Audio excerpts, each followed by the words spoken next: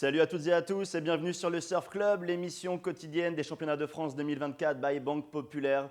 On est toujours en direct d'Hossegor pour le 8e et dernier jour, ça y est, de ces championnats. Une journée qui a commencé avec de très belles conditions du côté de la Sud, on voit à l'image ici, puis du côté des gardiens. Et l'après-midi s'est déroulé intégralement ce coup-ci du côté des gardiens avec là encore de très très belles conditions.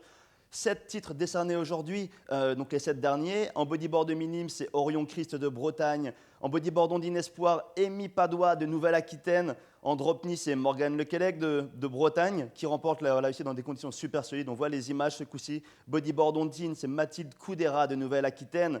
En longboard espoir, Noah Lamarche de Martinique s'impose lui-même sur la plus haute marche du podium. C'est William Sparfel, le breton, qui remporte l'épreuve en sup espoir.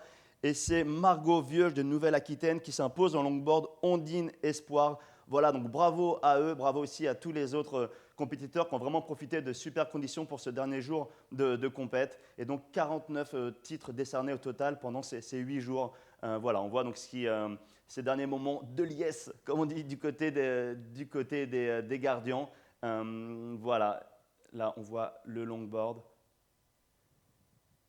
qui s'est déroulé donc dans des conditions toujours aussi solides finalement, une houle qui était prévue plus grosse qu'hier, qui a mis un peu de temps à rentrer finalement. Ce matin c'était un peu plus petit du côté de la Sud et finalement c'est terminé dans des conditions très très bonnes comme on le voit sur les images. Voilà. On est de retour maintenant en plateau avec un invité. Cet invité c'est Aurélien Pachou, salut. Salut, bonjour à tous. Donc toi tu es responsable sportif de la Ligue de surf des Pays de la Loire. Tout à fait, donc responsable de sportif depuis 2018. Donc au développement de la ligue depuis 6 ans et avec de multiples missions. Ok, bah justement est-ce que tu peux te présenter et présenter toutes ces missions? Alors moi c'est Aurélien Pachou, donc je suis breton d'origine, expatrié en Pays de la Loire après des péripéties dans les Caraïbes. Et écoutez, de multiples missions comme la gestion plus ou moins du BPGEPS qui a lieu en Pays de la Loire. Également l'entraînement de la section sportive des Sables d'Olonne. Tout le développement sur le territoire, la gestion des compétitions, du parasurf et les détections chez les plus jeunes. Ok. On va d'abord parler des championnats de France, c'est pour ça que vous étiez tous là. Combien d'ailleurs combien d'athlètes ont participé cette année à la compétition? Alors pour les Pays de la Loire, il y avait une cinquantaine d'athlètes de qualifiés. Très exactement, chez les jeunes, nous étions 24. Donc 24 qui se déplacent en équipe, qui logent au même endroit avec 4 encadrants. 4 encadrants pour tout ce petit monde. Très bien. Tout à fait. Ok. Et on voyait tout au long de la semaine l'esprit de cohésion qu'il pouvait y avoir au sein du commun de ta ligue. Et tu me disais en off juste avant que ça c'était important pour toi parce que toi tu viens des sports d'équipe et c'est quelque chose qui est déjà très inscrit évidemment dans ces valeurs. Voilà, alors moi On je voit fais les du, images d'ailleurs tiens, de voilà, tourner ces moi je derniers fais jours. voilà, je suis dans le sport depuis pas mal de temps, je surfe depuis très longtemps, l'esprit club c'est très important. J'ai également beaucoup pratiqué le basketball en équipe, j'ai fait pas mal de championnats, UNSS, tout ça. Et je trouve que la dynamique de groupe a tendance à doper les résultats individuels, puisque en fait, la- chez les jeunes, l'envie de bien faire pour le groupe, en fait, c'est un moteur supplémentaire en fait. Voilà. Et donc, vous mettez des stages un petit peu en avance, en préparation de ces championnats, qui aident aussi, j'imagine, sur le côté technique, mais aussi sur le côté cohésion. Vous la travaillez un petit peu avant d'arriver sur les championnats. Alors tout à fait. Alors la plupart des jeunes qualifiés font partie de la section sportive des Sables d'Olonne, donc s'entraînent à l'année ensemble, se côtoient sur toutes nos compétitions régionales, se déplacent également sur tous les Open de France, un peu en équipe plutôt réduite. Et on propose aussi à partir du mois de septembre des week-ends et des dimanches d'entraînement où on organise des exercices comme des tag teams, des choses comme ça qui ont à viser l'entraînement technique, mais également à rajouter du fun et de la cohésion entre tous. Et la section sportive dont tu parles, justement, elle est pas liée qu'au shortboard, qu'au surf performance. Je crois qu'il y a l'obligation d'avoir d'autres disciplines secondaires, parmi quoi le sub, du bodyboard. Alors oui, nous avons une section sportive en fait où on vise un petit peu la polyvalence dans les supports parce qu'en fait, on cherche à remplir un petit peu toutes les catégories. Certaines personnes arrivent en section, sont plutôt shortboarders Mhm. en fait, et puis ils s'aperçoivent qu'ils arrivent à obtenir des bons résultats dans des supports annexes comme le sup, comme le longboard, tout ça, ce qui dope un peu leur motivation. Et du coup, ça devient même par la suite leur support 1. Ils arrivent à s'approcher des sélections en équipe de France.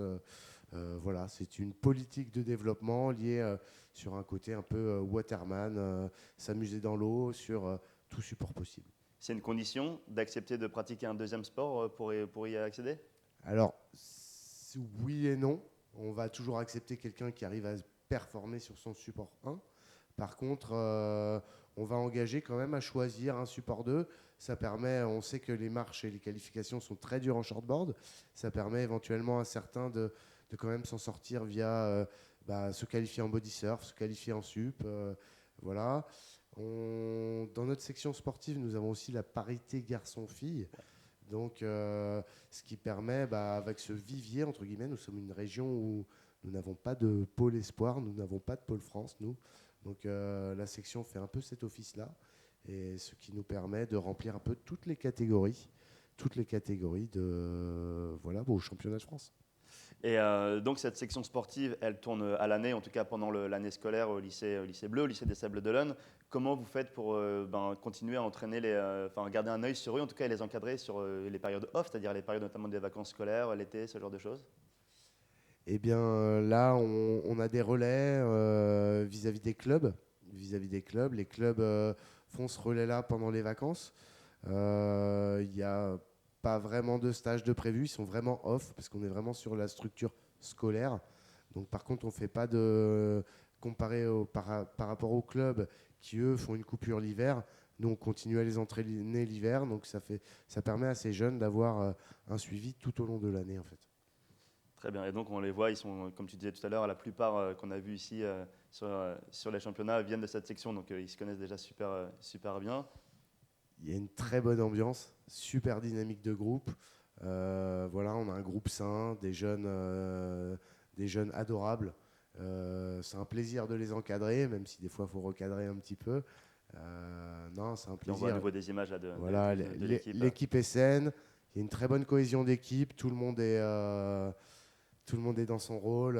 Les plus grands font un peu du tutorat avec les plus jeunes, sachant que là on a des gens qui vont passer Open l'année prochaine, qui s'occupaient bien des petits jeunes qui, eux, pour qui c'était les premiers championnats de Bien France. sûr. Cette année, on avait 12 rookies dans l'équipe, 12 premières années, donc ce qui est plutôt de bon augure pour les années à venir. Et, quel bilan tu tires de ces championnats de France qui, on le rappelle, se terminent juste là aujourd'hui? Alors, sur ces championnats de France, il y a eu des joies, il y a eu des larmes, il y a eu des déceptions, il y a eu des surprises.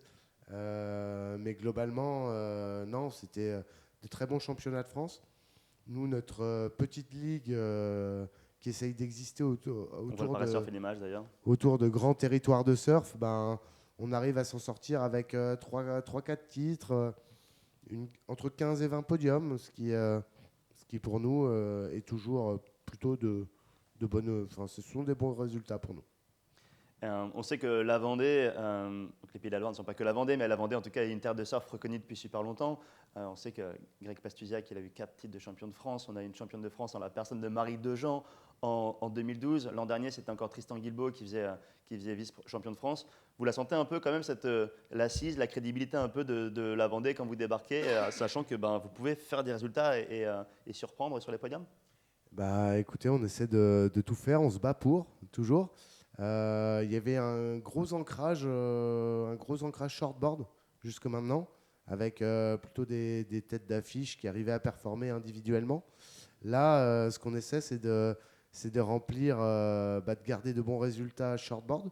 Donc là, on a nos juniors qui font pied du podium, 5e et 5e cette année, Alphonse et Jules. C'est du bon résultat. Jeanne fait un podium en junior. Mais à côté de ça, on arrive à performer en bodyboard, en subsurfing, en body surf. On arrive à remplir toutes les cases derrière. Et c'est ce que j'ai essayé d'apporter depuis ces 6 ans. C'est cet esprit un peu waterman, polyvalent et capable de performer toute catégorie, tout support. Oui, tu parlais de Jeanne Arnoux, qui est montée sur la plus haute marche du podium en sup et qui a fait aussi 3e en longboard ondine. Alors, elle a fait 3e en longboard ondine ce soir. Elle a été titrée en sup espoir et elle a fait 3e en junior shortboard. Donc voilà, on est totalement dans cette dynamique-là. D'ailleurs, on va remercier son coach, Titouan Pajot, que j'ai eu à la section et qui ensuite est parti au pôle à Biarritz avec Guillaume Billy. Donc on essaie d'être entre guillemets un tremplin pour ces jeunes-là. Voilà, Titouan d'ailleurs qui cette année fait 4e en subsurfing, alors qu'au pôle il était bodyboarder. Donc en fait on a vraiment cette dynamique qu'on essaie d'apporter. On pourra noter aussi Ambre Gauthier cette année qui fait 2 finales en bodyboard, ondine et ondine espoir, mais qui fait aussi une belle 2e place en body surf. Body surf donc, là en fait espoir. Ça illustre parfaitement l'objectif de jouer la polyvalence et c'est intéressant. Ouais. C'est une politique de développement, c'est celle qui, en arrivant à la Ligue, que j'ai essayé de mettre en place et qui permet de rapporter quelques médailles. En 2021, c'était les Sables d'Olonne justement qui accueillaient les championnats de France, donc c'était il y a pile 3 ans. Quelle expérience tu tires de tout ça 3 ans après? On avait battu notre record de médailles sur les Sables d'Olonne à cette époque-là. Comme quoi jouer à domicile, ça peut aider. Voilà, on avait fait de mémoire une 20aine de podiums. Là, cette année, on est toujours dans les 15 et 20, donc on arrive à se maintenir sur notre dynamique, donc ce qui est plutôt très positif. On sait aussi que dans notre région, mine de rien, on essaie d'accueillir quelques événements majeurs. Suite au Covid, on avait organisé le premier Open de France shortboard qui avait été remporté par Colivast, donc champion olympique. Donc c'était pour relancer la compétition, voilà. Et puis l'année dernière, on a accueilli les mondiaux ISA de stand-up. Voilà, donc on a un territoire qui essaie d'être force de proposition, d'organisation, d'essayer d'être dans la dynamique et d'exister au milieu de toutes ces grandes régions de surf. Et là, on parle de la Vendée. Comme j'ai dit tout à l'heure, les Pays de la Loire, c'est aussi donc, la Loire-Atlantique. La Loire-Atlantique qui a aussi accueilli il y a quelques semaines un Open européen en skimboard. Alors, cet Open a eu lieu à la Tranche-sur-Mer. Ah ouais, exact, tu as raison. Tranche-sur-Mer. Ouais. Par contre, il faut savoir qu'il y a une communauté de skimboarders sur la Loire-Atlantique. D'où ma confusion. À la Courance, à Saint-Nazaire. On sait que cette année, le 1 et 2 des championnats de France viennent de ce spot, la Courance.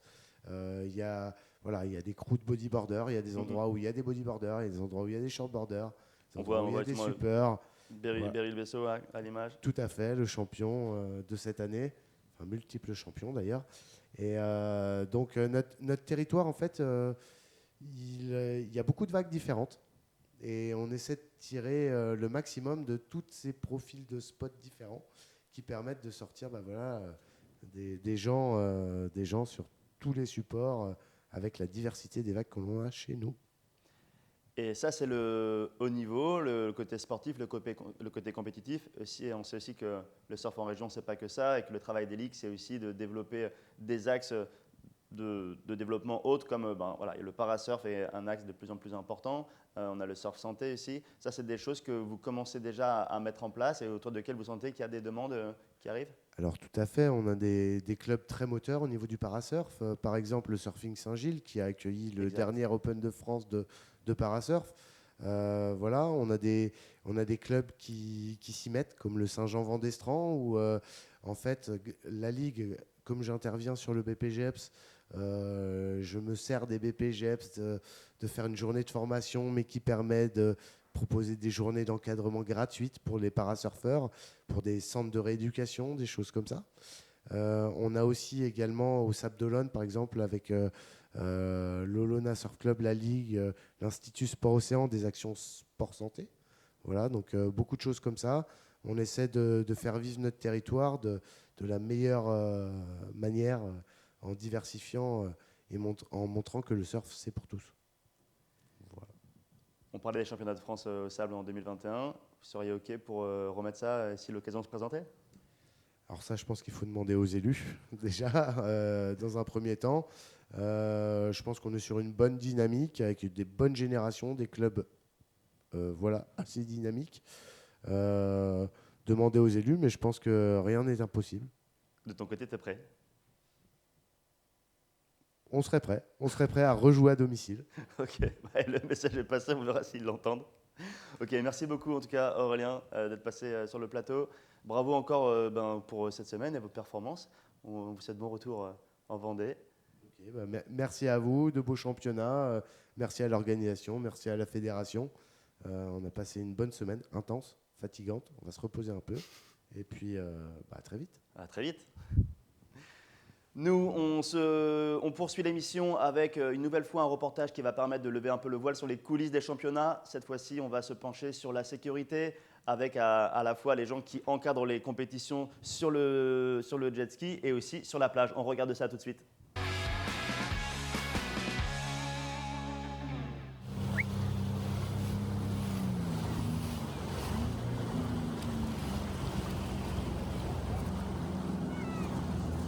Bonjour monsieur, respectez la zone de compète s'il vous plaît.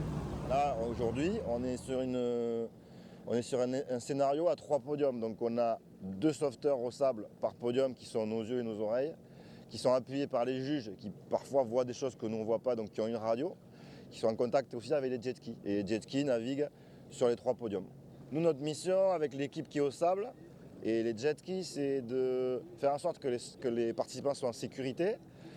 Faire en sorte aussi que les free surfers ne viennent pas polluer la zone de compétition, ce qui n'est pas une mince affaire ici, sur ce Seignos, sur ce Lurca breton. Ensuite, on est attentif à pas mal de choses, on fait attention, on regarde un petit peu par où on va passer, on se briefe avec l'équipe au sol, c'est-à-dire qu'on a dit ok, si on a une compétiteur ou une compétitrice qui est blessée, on vous la posera à tel endroit, on ne va pas aller poser dans le break par exemple. Alors là, je suis en train de décaler les free surfers. En fait, c'est pour pas qu'ils gênent le site de compétition. Donc c'est aussi pour leur sécurité à eux. C'est pour la sécurité des surfeurs là-bas et bien entendu c'est pour les juges, pour qu'ils puissent bien observer quels surfeurs sont en compétition et ceux qui ne le sont pas. On va être attentif en priorité à la sécu de la compétition. Et bien évidemment, si on doit intervenir sur quelqu'un qui se blesse ou qui fait un arrêt cardiaque sur le sable, on va être disponible à tout moment. On est joignable par radio, donc dès qu'il y en a un qui est mobilisé, tous les autres le savent, que ce soit sur ce site-là ou sur les différents sites de la compétition, à Cap-Breton ou à Seignos au Gardien. 2,53 pour améliorer ta situation, Margot. Canel, tu es en tête avec 7. Et au sud, ça a l'air de tenir un petit peu, il faut voir, faut pas que ça dépasse trop, mais on arrive à les gérer dans l'ensemble, c'est bien. C'est toujours mieux de connaître l'océan, d'avoir un petit pied dedans, notamment peut-être en surf, en body surf, et qu'on fait aussi de la natation, mais tout est possible en fait, même si on n'a jamais nagé, on n'a jamais vu l'océan, on peut toujours s'y mettre et parvenir à devenir sauveteur en une année. Rien n'est impossible. Voilà. On est de retour sur le plateau avec ce coup-ci un nouvel invité. Cet invité, c'est Guillaume Billy. Salut Guillaume. Comment ça va? Ça va très bien, merci. Bonjour Romain, ça va super bien. Donc toi, tu es technicien de la Ligue de surf Nouvelle-Aquitaine. Tu vas nous aider à décrypter des vagues qu'on va voir de suite. Mais est-ce que tu peux d'abord présenter en quoi ça consiste le job de technicien surf? Ouais, le job de technicien, il est assez large. De toute manière, on a eu Aurélien juste à présent et on est un peu tous pareils. C'est-à-dire qu'on est très polyvalent, on peut faire plein de choses. Et technicien, on va travailler sur l'organisation des compétitions, un petit peu sur notre région. On va travailler aussi à la mise en place du développement du surf sur toute la région. Également la coordination des formations. Moi, je suis plutôt à la coordination des formations fédérales sur la Ligue de surf Nouvelle-Aquitaine. Et également la gestion de sections surf, où nous, on a la chance sur la région Nouvelle-Aquitaine d'avoir le pôle Esport Nouvelle-Aquitaine. Donc, on est à cette coordination globale, sur le terrain, dans les bureaux, en fait, un petit peu partout. Et vous échangez avec d'autres régions, comme Aurélien le disait tout à l'heure, justement. On essaye d'échanger. Alors, ce qui est génial, c'est que les championnats de France, ça nous permet de nous voir. Ouais. On n'a pas forcément beaucoup de temps, mais entre deux séries, il y a toujours des petites choses qui passent, des informations. On essaie de communiquer et des fois, pendant l'année, on a un petit besoin, on ne sait pas trop, on a des questions à se poser, on s'appelle, un petit mail et en plus, on a la chance aussi d'avoir la Fédé de temps en temps qui nous réunit pour avoir quelques réunions, justement, et avoir notre avis sur un petit peu tout ce qui se passe au niveau national. Et là, en l'occurrence, nous, on t'a demandé de venir pour nous partager ton expertise sur là, aujourd'hui le longboard. On a eu des cas hyper intéressants en termes de compétition, c'est-à-dire avant-hier des conditions assez solides, assez velues du côté des gardiens et de très gros scores. Et hier, des conditions un peu plus petites pour les finales, notamment ondines. Et ce qui est intéressant, c'est de voir justement comment les juges adaptent leur jugement et les critères de notation en fonction des conditions. On va voir les images. La première vague qu'on va te demander d'analyser un peu pour nous, c'est cette vague donc, d'Edouard Del Perro, avant-hier au gardien, 9,5, me semble-t-il. Voilà, qu'est-ce que tu peux dire sur la vague voilà, la vague, les conditions, le contexte aussi? Bon, déjà, dans les critères de jugement, il y a 3 gros facteurs qui ressortent. Vitesse, contrôle, trajectoire. Et après, à chaque discipline, on va commencer à adapter des critères un petit peu plus particuliers. Et le longboard, la particularité, c'est qu'il faut pouvoir utiliser toute la longueur de la planche. Que ça soit en allant vers le nose, en marchant sur la planche, mais aussi en utilisant cette longueur sur le rail et en sachant faire des carves, des roundhouse ou autre. Et là, la vague d'Edouard, elle est parfaite pour montrer cette possibilité d'utiliser la planche sur toute sa longueur. Dès le début de la vague, il va vers le nose. Il va se poser avec d'abord un hang 5, après un hang 10, c'est-à-dire d'abord le hang 5 avec les 5, le premier pied devant, et après les 2 pieds à l'avant de la planche. Et derrière, il enchaîne avec un magnifique cutback, tout posé sur le rail. Il contrôle parfaitement sa trajectoire. Il continue tranquillement à essayer de se poser sur la face la plus critique de la vague, un petit peu de partie tendue. Il vient refaire un nose ride qui est en hang 5, encore une fois, juste un pied. Et il contrôle parfaitement. On voit qu'en fait, sa gestuelle au niveau du corps, du haut du corps, ça ne bouge pas. Il est totalement stable sur la planche et tout ce qu'il fait est fait avec du contrôle. Donc que les juges lui posent une note au-dessus de 9 points, c'est-à-dire dans l'excellence, il n'y a pas photo. Il y a de la taille en plus. On voit souvent le longboard, on dit que le longboard est fait pour les petites vagues, mais il est totalement fait aussi pour les grosses vagues. Et quand c'est fait par des personnes comme Edouard Del Perro, c'est totalement magique parce que c'est une aisance sur la planche qui est très difficile à avoir. Quand on essaye de le faire, c'est très très compliqué. Voilà, en plus, c'est vrai que c'est ce qu'on dit aussi souvent d'Edouard et même de son frère Antoine, c'est qu'ils rendent la chose facile parce qu'il n'y a pas d'extra, de gestes extra ou quoi superflu. Ils rendent la chose trop facile, exactement. On a l'impression c'est là que je veux en venir. Ouais. Et tout à l'heure, vous parliez des finales qu'il y avait eu aujourd'hui en longboard Ondine Espoir et longboard Espoir. C'était costaud, c'était pas évident. Ils ont montré de très très belles choses, mais ils ont encore un petit peu de technique à avoir. On sent que dans leur gestuelle, des fois, le haut du corps bouge beaucoup. Edouard, ça bouge pas. C'est parfait. Ouais, c'est ça. Et là, on va passer sur la deuxième vague, donc, qui est le lendemain. Ça, c'était hier. Pas sur le même spot. Là, on est sur la sud. Et donc, les finales longboard ondine, là, c'est Zoé Gros-Piron. Zoé qui nous a dit hier sur le plateau qu'elle avait adoré les conditions un peu solides de la veille. Mais en l'occurrence, voilà, là, c'est celle d'hier. Pareil, est-ce qu'on peut avoir ton regard sur la façon dont elle la surfe et la façon dont les juges ont noté cette vague? Zoé, elle rajoute de la grâce en plus. Elle bouge sur la planche d'une manière totalement... avec une certaine légèreté sur la planche. Elle a acquis ça petit à petit au fur et à mesure, mais c'est le petit côté féminin de toute manière. Dès qu'on voit dans toutes les disciplines que nous avons, le côté féminin amène un petit peu plus de grâce. Et elle, voilà, sur cette vague-là, elle va très rapidement au nose, avec du contrôle, sa gestuelle est parfaite. Elle tient le nose suffisamment longtemps dans une partie critique, c'est-à-dire qu'au bout d'un moment, elle est la partie critique, la vague est un peu plus creuse que quand c'est un petit peu plus plat. Elle sait se replacer, retravailler sur le nose et repartir encore une fois en hang 5 d'une manière totalement gracieuse. Et encore une fois, elle arrive encore à revenir vers le curl, vers la partie la plus énergique. Elle utilise la vague jusqu'au bout de ses possibilités. Elle sait tout faire et elle montre qu'en fait, elle joue avec cette vague-là. Et encore une fois, les juges ont noté l'excellence au-dessus de 8 points avec facilité. En plus, ce qui est assez dur, c'est qu'à peine elle part, elle prend la direction pour aller très vite vers le nose. Et elle ne perd pas de contrôle. Tout est contrôlé de A à Z. Il n'y a rien à dire, que ce soit la vague d'Edouard tout à l'heure ou cette vague-là, tous les critères sont là pour la mettre au-dessus de 8 points dans l'excellence entre 8 et 10. Rappelle-nous les 3 critères.